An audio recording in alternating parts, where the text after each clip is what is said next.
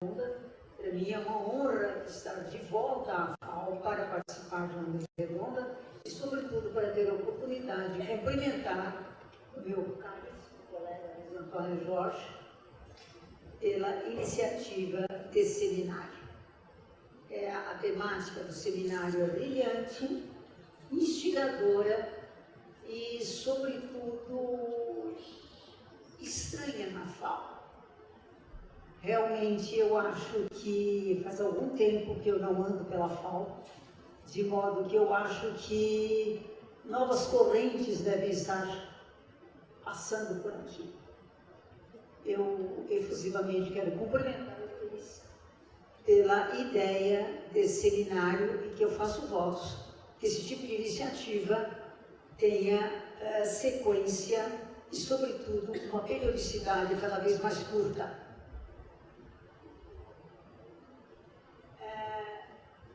Eu confesso que quando o Luiz me convidou para fazer parte do comitê científico do evento, eu fui olhar a proposta temática do evento. E a questão da palavra território me chamou muita atenção. Eu tinha ideia antiga de fazer um outro tipo de trabalho, mas quando fui começar a escrever, percebi que a minha ideia tinha já na minha valia.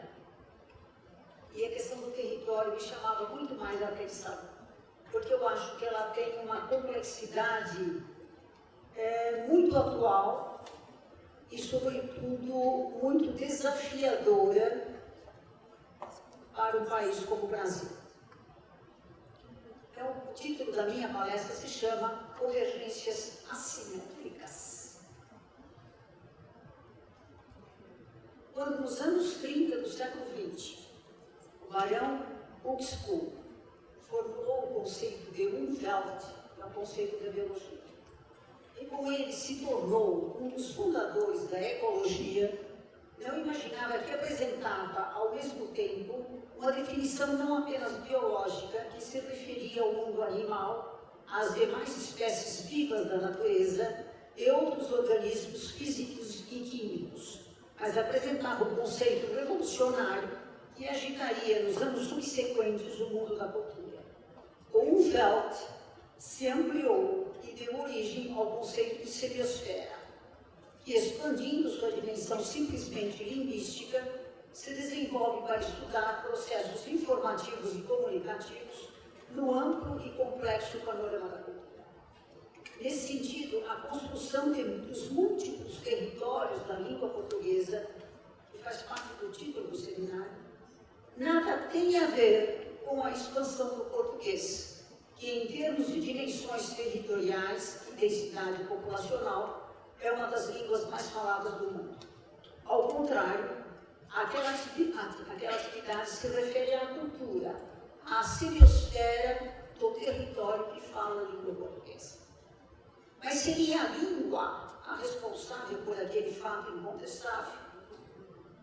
Ser uma das línguas mais faladas do mundo? A grande revolução do conceito de Umwelt observou que o mundo não era único e hierarquicamente ordenado. Ao contrário, todas as espécies vivas, das mais elementares até o homem, nele encontrariam espaços adequados, mas independentes uns dos outros. Experimental do convívio. Apontava-se uma infinidade de sistemas distintos e autossuficientes. A antiga crença de um mundo único e ordenado, que caracterizara o Ocidente desde a Grécia Antiga, contrapõe-se um tempo e espaço culturais de amplas e complexas dimensões que, embora abertas entre si, se apresentam singularidades, suficiências e liberdades. A semiosfera da cultura vai ocupar-se exatamente da complexidade gerada pela relação ou interface que se estabelece em todos os territórios da cultura, onde a língua falada é apenas um elemento e não decisivo para traçar o desenho das culturas na multiplicidade dos territórios. A língua não é a responsável pela construção de um território. como não é o único elemento que o constitui, pois o território é aquele onde todas as distinções podem acontecer, e nelas reside a diferença que permite imaginar que o território é uma língua, que o território de uma língua é aquele onde a cultura se faz distinta e própria. Os espaços narrados como simetrias. Na diversidade dessas diferenças, surgem duas questões fundamentais que nos podem levar a entender o paradoxo presente no título desse seminário. Espaços narrados. Por que paradoxo? O objeto é a realidade do espaço ou da narrativa? Quem processa a ação de narrar? O espaço ou a narrativa literária? Toma-se um pelo outro e ambos são a mesma coisa?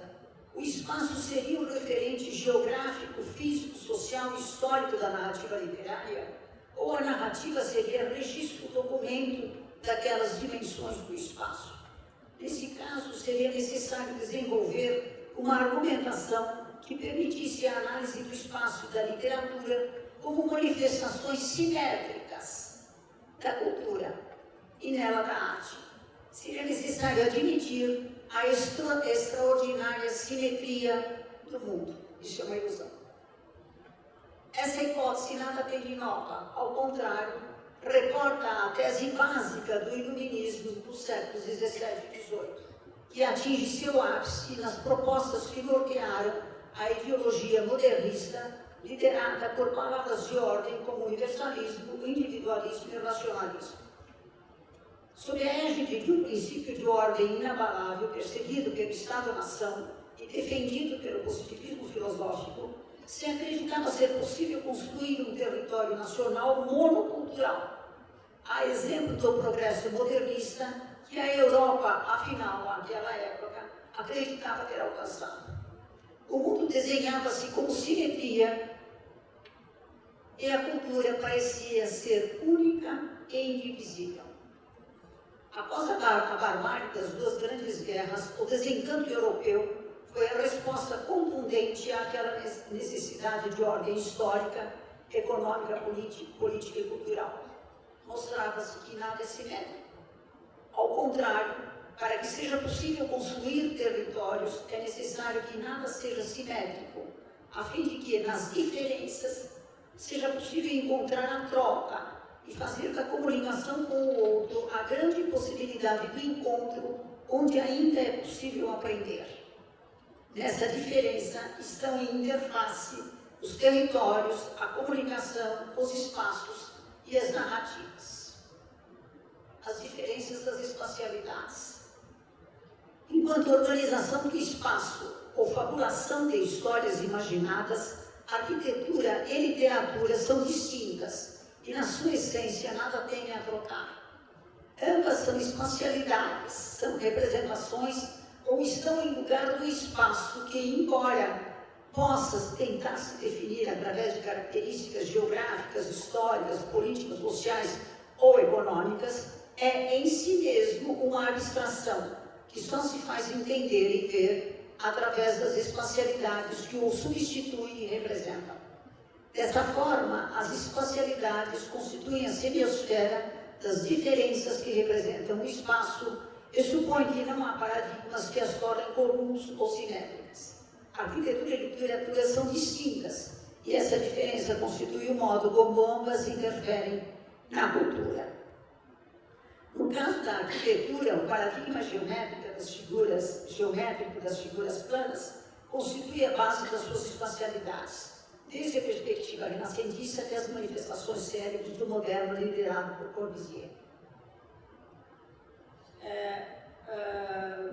No barroco, nos apelos visuais da arquitetura de Corbusier, encontra-se a constante tensão entre a simetria imposta de um lado pela geometria ou pela pretensa proporção do corpo humano e de outro pela necessidade da construção visual como único elemento a garantir a espacialidade arquitetônica, sua possibilidade de diferença em um mundo que no final do século XIX e início do XX se aspirava que fosse cada vez mais ordenado política e economicamente. naquela atmosfera de desencanto que se estende da década de 50 do século XX até os anos 80, as espacialidades da arquitetura que passaram pouco a pouco a se rotular pós-moderna são exemplos notáveis de uma construção que transforma a experimentação dos materiais, dos volumes, da verticalidade, um exemplo marcante e midiático de uma espacialidade que repudia a simetria, porque precisa ser visto para continuar a comunicar-se no cenário cultural. Essa visualidade encontra nas aproximações orgânicas a inspiração que faz da analogia o grande recurso retórico pelo qual a sólida geometria construtiva se amortiza nas dobras, nos recôncavos que superam a ordem ortogonal. Nas espacialidades literárias, ao contrário, a simetria é mantida pela lógica verbal, que faz da sequencialidade das ideias e da continuidade das frases o grande elemento de ordem linear que constitui a matriz literária mais aceita e codificada. Burlar esta ordem significa ousar estabelecer uma singularidade que pode levar à ilegibilidade e reduzir a literatura à dificuldade da sua comunicação. Esse é o arsenal de resistência cultural dos processos de transcodificação entre linguagens, onde nada se traduz, mas tudo se pode reproduzir para ser outro, novo e diferente. Essa complementaridade sem simetrias torna possível os espaços narrados, porque fabulados criativamente exigem ser entendidos nas suas diferenças. Há uma enorme diferença entre narrar e fabular. As simetrias dos espaços narrados.